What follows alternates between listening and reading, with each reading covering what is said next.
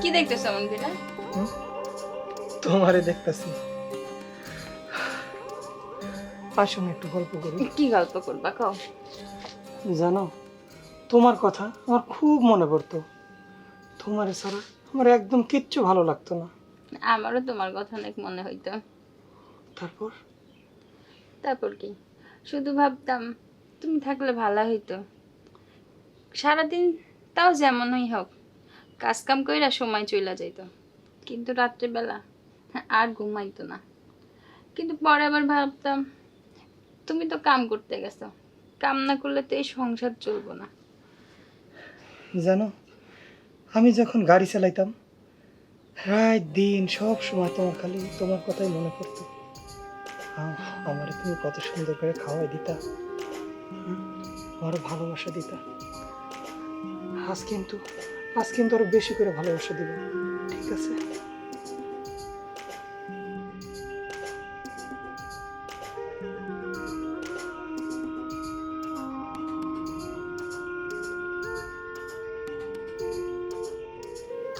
এই কি করতেছো? যা হইব সব রাত্রে, এখন শুধু গল্প। এখন একটু কাছে আসো না। তোমার জানতে কইছিলাম আনছো? এই হেরে,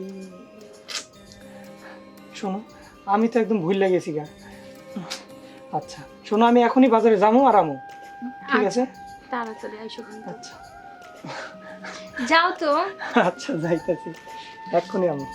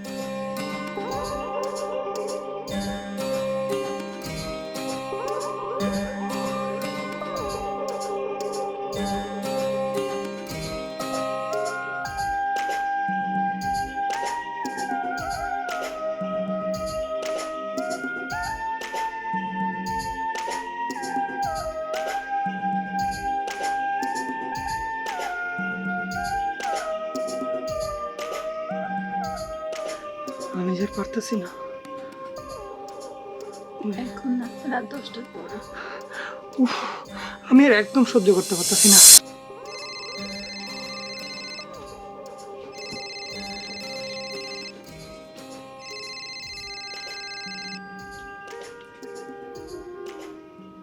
হ্যালো।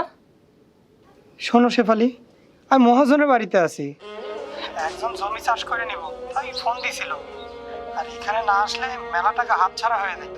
মহাজন জোর করে চাপ দিল, তাই চলে আসলাম। সোনা পাখি, রাগ করে না, আমি 2 দিন পরেই বাড়িতে আইতাছি। তুমি তোমার কাম লইয়াই থাকো, আইতে হইব না।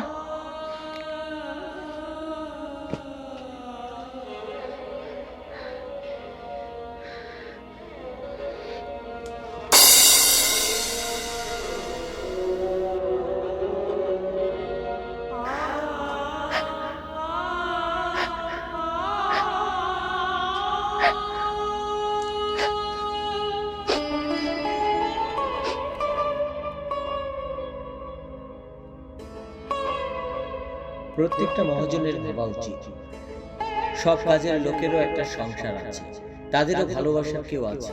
তাই কোনো কাজে চাপ দেওয়ার আগে সেদিকটাও ভাবা উচিত।